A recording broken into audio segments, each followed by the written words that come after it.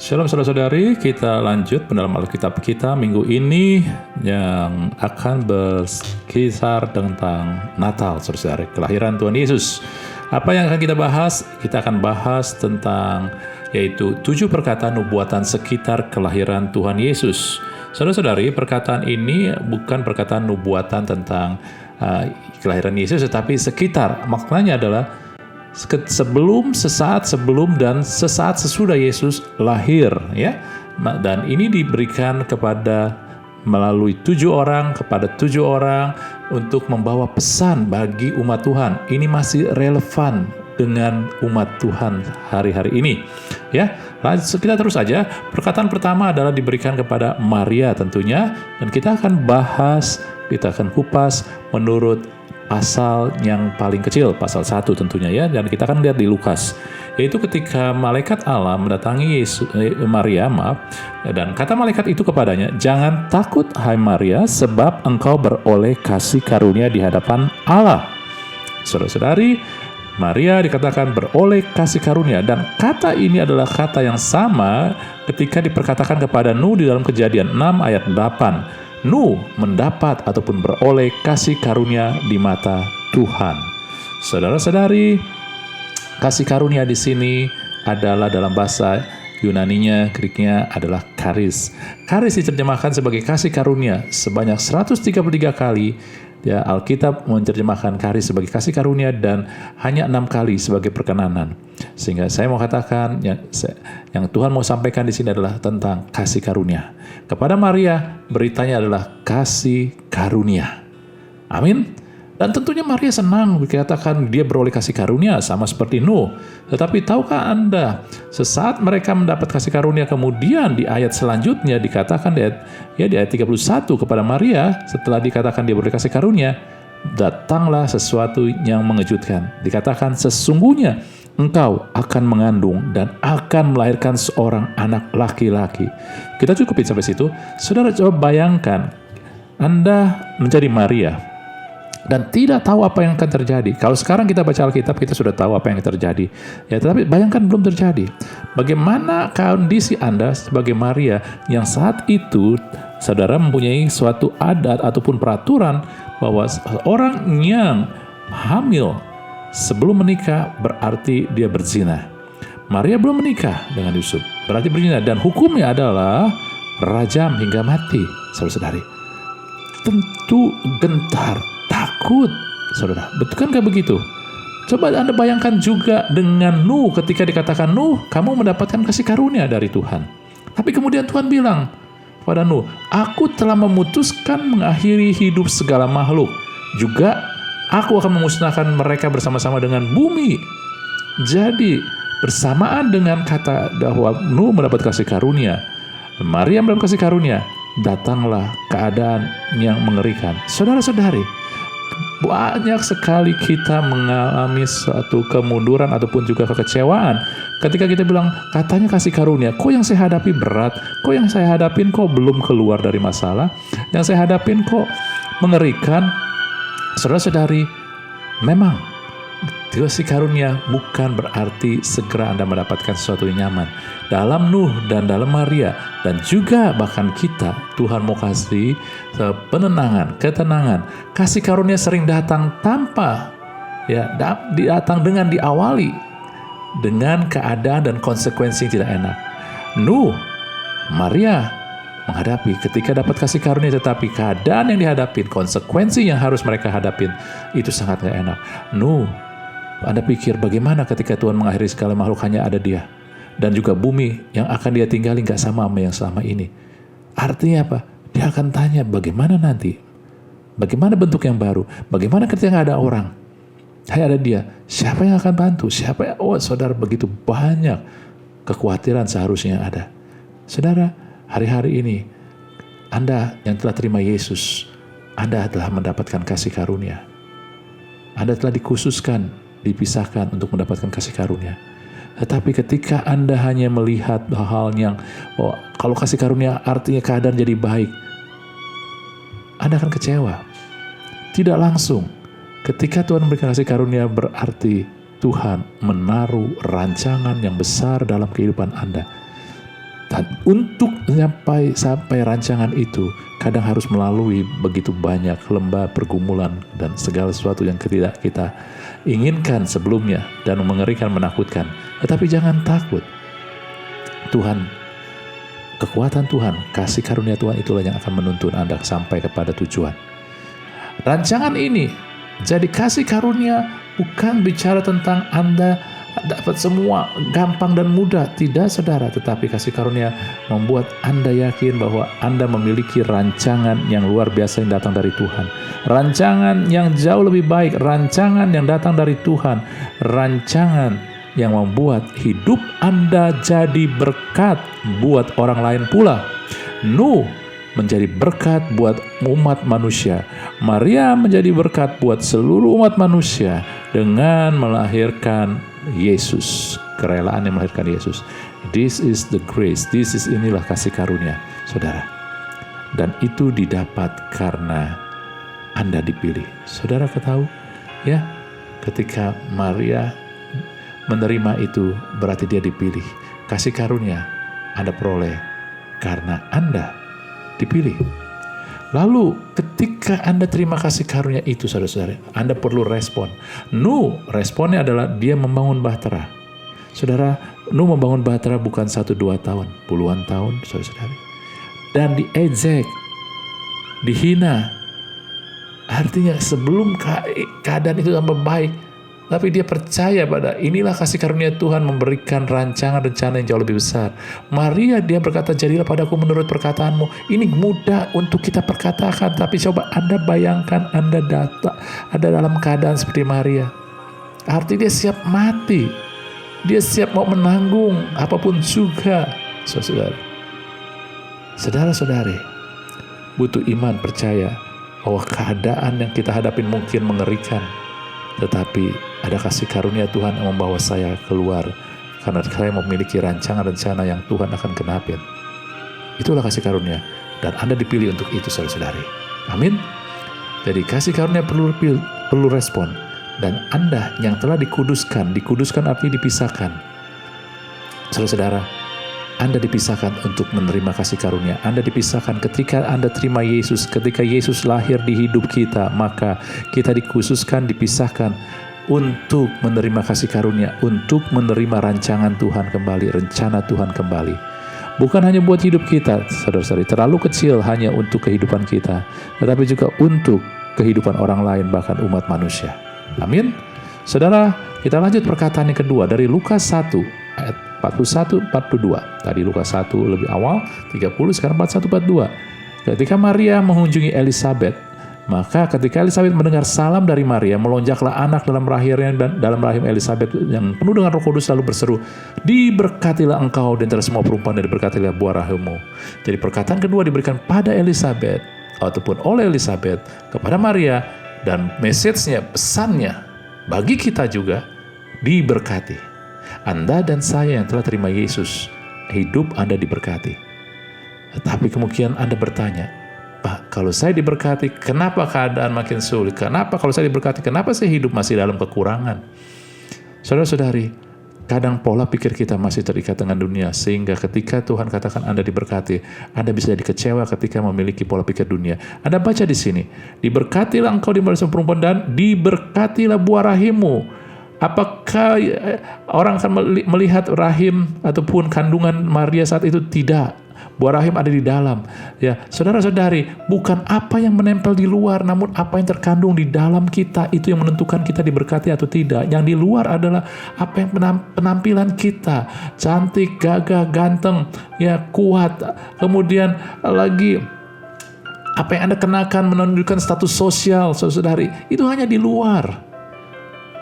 Itu bukan menentukan Anda diberkati atau tidak. Bahkan kadang-kadang status sosial yang tinggi justru bukan memberkati kita, justru membuat kita depresi, tertekan, dan menjadikan kita bahkan bisa jadi jatuh dengan kesombongan dan lain. Saya bukan katakan yang statusnya tinggi, sosialnya tinggi artinya sombong, enggak. Tetapi kita bisa jatuh, saudari. Tapi ketika kita mulai melihat apa yang terkandung di dalam saya, yang dikatakan diberkatilah buah rahimmu ini, maka Anda akan menemukan di dalam saya ada Roh Kudus, ada Allah, di dalam saya selalu disertai oleh kuasa yang tak terbatas, di dalam saya ada kasih Bapa, di dalam saya ada karya Tuhan Yesus yang telah menebus saya, menjadikan saya anak. Tuhan luar biasa, saudara-saudari. Ketika Anda semakin berfokus apa yang ada di dalam Anda karena Kristus, Anda tahu hidup Anda diberkati. Hidup kita diberkati, saudara-saudari. Apapun keadaan di luar, apapun kata orang. Dan inilah yang harus kita mulai biasakan. Inilah pesan Natal buat kita. Bukan apa yang di luar, bukan perayaan yang terlihat, tetapi apa yang Anda kandung di hati Anda. Itulah yang membuat Anda diberkati. Ketika Anda mengandung damai Tuhan, kasih Tuhan, kemurahan Tuhan, ketika Anda mengandung yaitu kuasa iman daripada kuasa Tuhan, lahir dari Roh Kudus, maka Anda diberkati, saudari. Amin. Dan Anda ngelihat juga di sini ya, di antara semua perempuan, diberkatilah engkau di antara semua perempuan. Maknanya apa? Maknanya Maria dipilih. Saudara-saudari, Maria dipilih untuk melahirkan Yesus. Bukan artinya dia lebih tinggi dari semua perempuan. Hanya untuk dipilih, diberkati karena dipilih, ya dipisahkan, dipilih dari semua perempuan untuk melahirkan Yesus. Saudara, Anda pun juga dipilih. Anda adalah orang-orang pilihan Allah. Ketika Anda jadi orang percaya, artinya Anda dipilih. Allah memilih Anda untuk diselamatkan, diberkatin, saudari. Jadi, ingat ini pesan ini, Anda dipilih. Oleh sebab itu pilihan Anda juga penting. Karena ketika berkat itu disediakan Tuhan karena Yesus sudah bayar harganya. Tetapi apakah Anda bisa menikmati berkat itu? Pertanyaan yang lain. Kita bisa menikmati berkat kalau Anda, firman Tuhan katakan dalam Kisah Para Rasul 3 ayat 26, ya, bagi kamulah pertama-tama Allah membangkitkan hambanya, yaitu Yesus, dan mengutusnya kepada kamu supaya ia memberkati kamu. Kita diberkati oleh Yesus Kristus, karya Tuhan Yesus, bukan oleh kemampuan kelayakan kita. Dengan artinya bagaimana Anda bisa menikmatinya? Dengan memberi diri, ya, dipimpin untuk kita keluar dari segala kejahatan. Saudara-saudari, kita bisa menikmati berkat yang Tuhan sudah sediakan ketika hati kita menjauh dari yang jahat. Karena kejahatan, action kejahatan bersumber daripada hati, saudara-saudari. Sebab itulah butuh memiliki sikap hati yang benar, yang tertuju dan juga terpaut sama Allah, supaya kita bisa menikmati apa yang sudah disediakan Tuhan untuk diberkati. Dengar ini umat Tuhan, Anda sudah diberkati, tetapi untuk Anda bisa menikmati berkat yang Tuhan sudah sediakan, kita butuh sikap hati yang benar. Kita tidak perlu iri, karena setiap orang dipanggil berbeda. Kita tidak perlu melihat hal-hal yang datang dari dunia. Yang datang dari dunia tidak akan pernah memuaskan kita, saudara-saudari. Sikap hati kita benar. Saya mau damai dengan semua orang. Saya mau damai dengan Tuhan.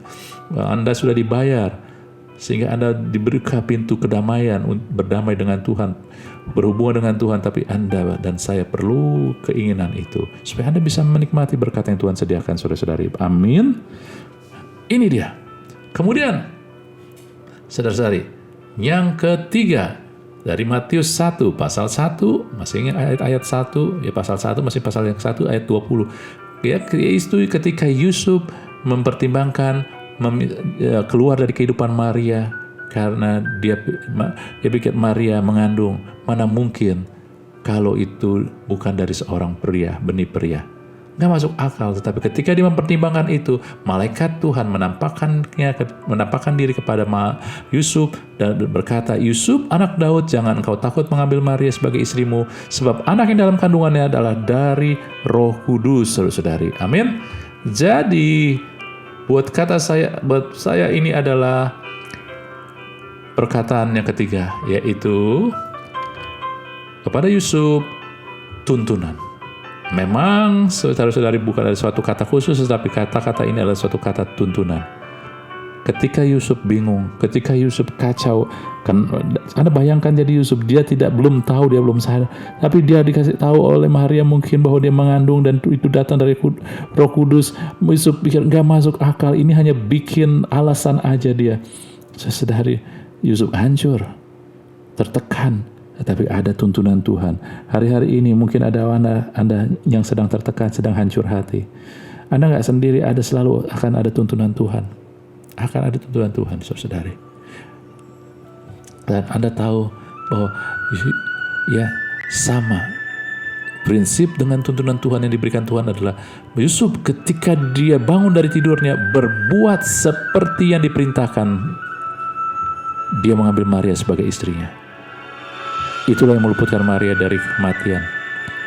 Karena kalau dia nggak jadi istrinya, maka orang menganggap dia berzina, maka hukumannya adalah rajam. Sebab itu ketika Tuhan berikan tuntunan kepada Anda, lakukan segera sesuai tuntunan itu. Jangan ditunda.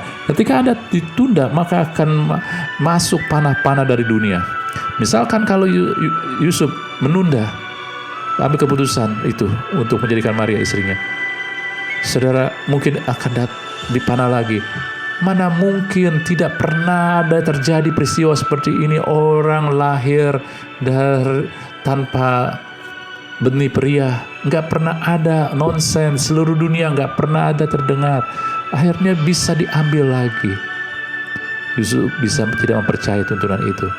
Saudara, ketika Tuhan kasih tuntunan, lakukan segera. Jangan biarkan itu dicuri. Amin. Ya. Nah, saudara, Yusuf, saudara, bukan hanya sekali. Lihat, ketika Yesus berumur kira-kira 2 tahun dan Tuhan perintahkan, karena Herodes sedang membunuh anak-anak yang berumur 2 tahun, disuruh pergi.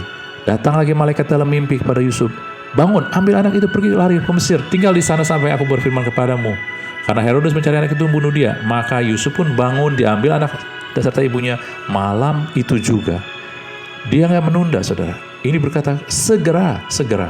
Dia nggak menunda. Dia nggak pakai logika. Dia nggak pakai pertimbangan lagi, saudara. Saudara-saudari, Anda yang terima Yesus selalu ada tuntunan. Yesus ada dalam kita, berarti ada tuntunan. Pak, tapi bagaimana kalau saya kayak nggak dengar? Saudara-saudari, tuntunan Tuhan datang dari Tuhan. Yang membuat kita nggak dengar adalah kita terlalu mendengar kebisingan suara-suara di sekeliling kita, suara yang datang dari dunia, dari kekhawatiran kita, dari kemarahan kita, emosi negatif kita, dari kebisingan dunia, dari hal-hal yang datang dari dunia, saudari. Itu membuat kita nggak dengar, nggak peka pada suara Tuhan. Tetapi firman Tuhan katakan, domba-dombaku mendengar suaraku. Kita harus jadi domba Tuhan. Untuk jadi domba Tuhan, salah satunya adalah Anda terus mendengarkan, membiasakan. Anda tahu ketika domba-domba mendengar dari kejauhan, dari segala macam suara yang mereka dengar. Ketika mereka dengar suara, mereka begitu peka. Ketika mereka dengar suara gembala, langsung mereka datang. Kenapa? Karena mereka sudah terbiasa mengarahkan. Artinya apa? Ketika Anda mulai terbiasa, terus baca firman, terus doa, terus saudara mendengar hal-hal yang datang dari Tuhan, tertarik pada hal-hal yang datang dari Tuhan, maka Anda mulai sedang mengarahkan diri kepada perkataan dan firman Tuhan yang adalah tuntunan. Dan kedua, domba. Kalau Anda melihat domba tidak pernah sendirian. Kalau Anda melihat domba sendirian, nanti dia sedang tersesat. Dia berkelompok. Tuhan bilang, domba-dombaku mengenal suaraku. Tuhan adalah gembala, kita domba. Dan domba biasa berkelompok. Jangan tinggalkan persekutuan orang percaya. Hari-hari ini mungkin nyaman kita bergaul dengan orang dunia. Lebih menyenangkan mungkin, banyak perkataan-perkataan, kita bisa bebas. Saudara, tapi Anda tahu, kalau Anda mau dengar tuntunan Tuhan, kalau mau dengar suara Tuhan, mau belajar lebih peka, beradalah di sekitar orang-orang, komunitas, ataupun kelompok yang takut Tuhan, yang meninggikan firman. Jangan dekat orang-orang ataupun anak-anak Tuhan yang walaupun anak Tuhan tetapi ketika ketemu hanya gosip, saudara. Jangan, tapi ketika kita ketemu paling gak kita mulai bicarakan firman. Kita gak usah pakai pasal dan ayat, tapi selalu hubungkan dengan firman. Maka Anda akan mulai kepeka dengan suara Tuhan, saudara. Amin. Oke. Jadi inilah dan tuntunan Tuhan dalam firman Tuhan dalam Matius 1 ketika Yusuf disuruh mengambil Maria jadi istrinya, dan juga dalam Matius 2 ketika Yusuf disuruh keluar ke Mesir, sama. Sesudah itu dikatakan hal itu terjadi supaya genaplah yang difirmankan Tuhan. Di Matius 2 ayat 15 juga sama. Hal itu terjadi supaya genaplah yang difirmankan Tuhan. Saudara, tuntunan Tuhan harus berdasarkan firman. Oleh sebab itu bacalah firman. dengarkanlah PA-PA, dengarkanlah khotbah-khotbah, dan ikutilah komsel-komsel ataupun persekutuan-persekutuan orang percaya di mana firman dibahas. Anda nggak perlu jadi jago firman, tetapi Anda harus dekat dengan di mana firman itu digemakan. Amin, saudara-saudari. Itu yang kita butuhkan. Haleluya. Jadi hari ini Tuhan mau katakan pesan Natal bukan tentang perayaan. Pesan Natal Yesus lahir. Anda telah dipisahkan. Yesus lahir dalam hidup kita. Kita telah dipisahkan, dikuduskan. Tapi kadang untuk menerima kasih karunia, tetapi kasih karunia kadang tidak datang dengan, ataupun hasilnya yang kelihatan tidak langsung. Kadang-kadang justru Anda mengalami hal yang gak enak, dan perlu respon iman supaya kita tetap percaya. Saya tetap dihidupkan dengan kasih karunia. Saya tetap membawa rencana rancangan Tuhan yang luar biasa. Dan karena Anda telah dipisahkan, maka berarti Anda telah dipilih. Kalau Anda dipilih berarti Anda diberkati. Tapi lihatlah, apa yang membuat Anda hidup diberkati adalah apa yang dari dalam. Dan untuk menikmati berkat itu perlu sikap hati Anda yang benar. Dan untuk itu juga Anda harus tahu firman supaya hidup Anda penuh dengan tuntunan. Dan ketika tuntunan Tuhan Anda ngerti dan dengar, lakukan segera. Lakukan segera. Amin, saudara-saudari. Kita akan bahas nanti 4 perkataan kemudian di minggu depan. Tapi minggu ini kita belajar 3 ini dan renungkan. Ini bukan sekedar pengetahuan. Ini isi hati Tuhan. Ini membuat Anda hidup. Mudah, saudara. Kasih karunia. Saya dipisahkan untuk kasih karunia, tapi saya perlu respon dengan iman. Saya dipilih untuk diberkati, tetapi saya harus melihat apa yang di dalam dan memiliki sikap hati yang benar. Apa yang ada pada saya di dalam, inilah yang menentukan saya bisa menikmati berkat itu. Lalu karena saya dipisahkan, dipilih, maka akan selalu ada tuntunan yang berdasarkan firman. Kalau bukan berdasarkan firman, lupakan aja. Jangan percaya. Tapi kalau sesuai dengan firman, Anda mulai percaya. Cari peneguhan. Cari masukan-masukan dari orang-orang lain, orang-orang percaya lain yang cinta firman Tuhan juga, cinta Tuhan dan firman Tuhan. Karena mereka lebih objektif mungkin, karena mereka tidak terlibat dalam masalah. Sehingga bisa lebih objektif, saudara. Cari, share dengan mereka. Lalu ketika Anda tahu itu tuntunan, lakukan segera sesuai dengan tuntunan. Jangan tunda-tunda. Amin, saudara. Oke, kita cukupi untuk minggu ini. Kiranya memberkati kita semua dan selamat Natal buat kita semua. Haleluya. Amin.